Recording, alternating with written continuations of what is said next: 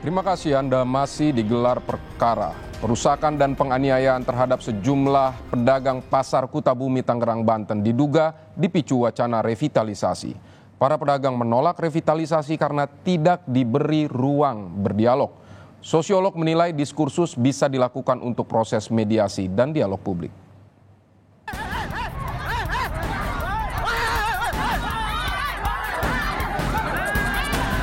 Unsur kekerasan biasanya lebih dominan muncul, apalagi ini kaitannya dengan sekelompok massa yang ketika kelompok massa itu sudah bergerak maka identitas individu hilang digantikan dengan identitas massa. Dan kalau sudah hilang seperti itu maka ada satu orang pun kemudian memberikan komando atau berinisiatif untuk melakukan sesuatu, maka yang lain akan ikut.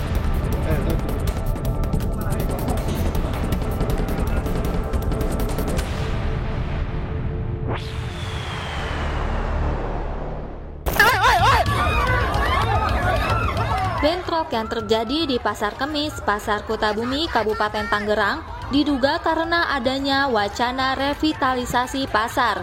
Sampai sejauh ini, polisi sudah menangkap 7 orang tersangka dan masih menyelidiki pihak-pihak terkait yang melatar belakangi pengeroyokan.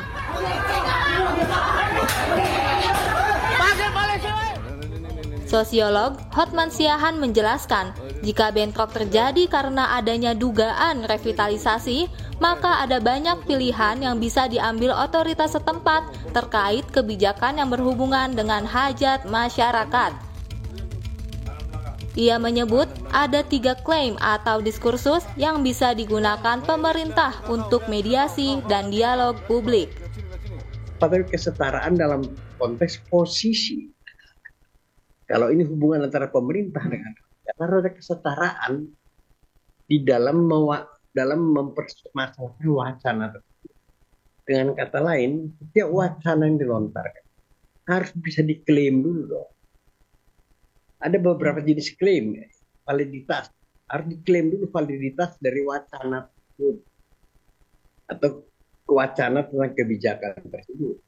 Wacana itu bisa diklaim melalui apakah dia pun sudah benar. Pertama, itu klaim pertama yang dilakukan ini harus katakanlah kalau bahasa Jawa bilang dipetani dong.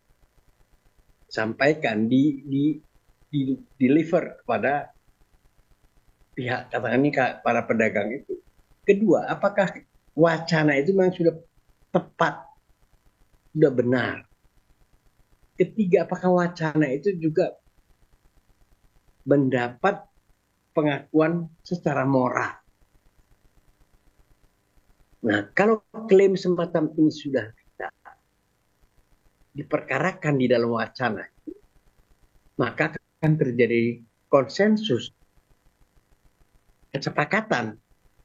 Tapi kalau lihat ini tiba-tiba ada tindakan kekerasan atau ala premanisme, berarti belum terjadi kesepakatan dalam wacana tentang kebijakan yang akan dikenai kepada masyarakat pedagang itu, yang dalam ini saya anggap sebagai korban dari kebijakan. Hotman pun menggarisbawahi, jika revitalisasi berjalan lancar, maka harus diperhatikan jangka panjang kehidupan para pedagang agar bisa mendapatkan kualitas hidup yang lebih baik. Ya kalau perubahan dengan artinya menggusur, merevitalisasi, merelokasi, ya ada perubahan.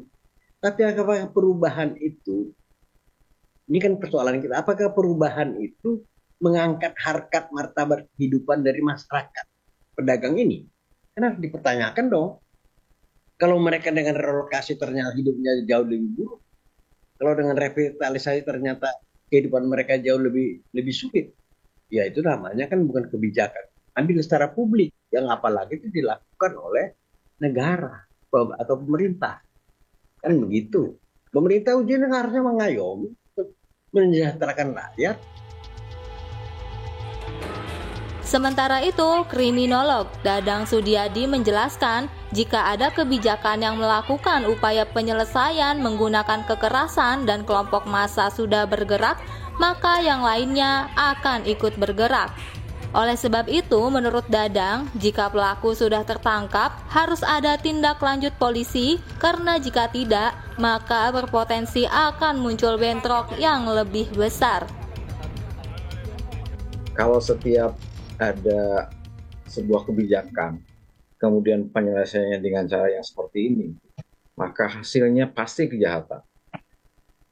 Karena di dalamnya unsur kekerasan biasanya lebih dominan muncul. Apalagi ini kaitannya dengan sekelompok massa yang ketika kelompok massa itu sudah bergerak, maka identitas individu hilang, digantikan dengan identitas massa.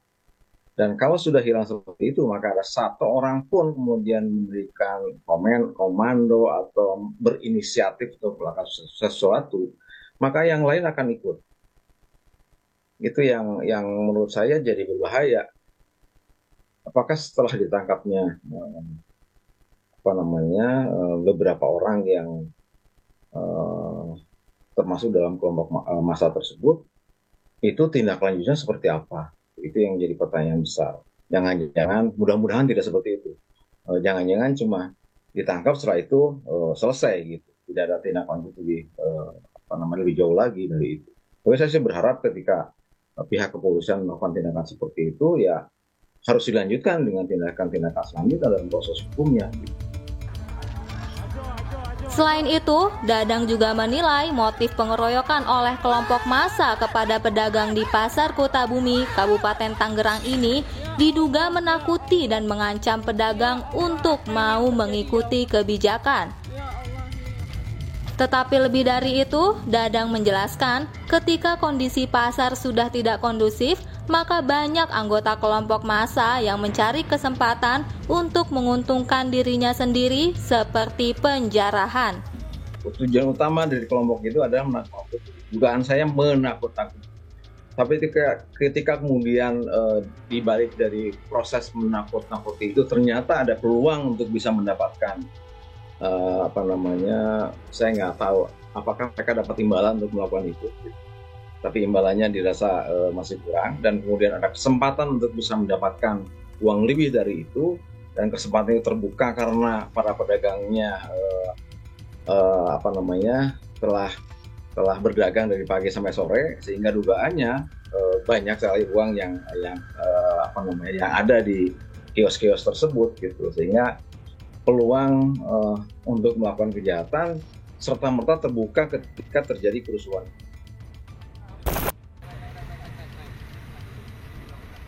Sejauh ini, polisi sudah mengungkap sudah ada 7 pelaku dari pengeroyokan. Polisi akan menjerat para tersangka dengan pasal berlapis, yakni pasal tentang pengeroyokan dan pasal tentang penghasutan. Para tersangka kemudian terancam pidana 5 tahun penjara. Karima Anissa, Junaidi Saputra, Kompas TV, Kabupaten Tangerang, Banten.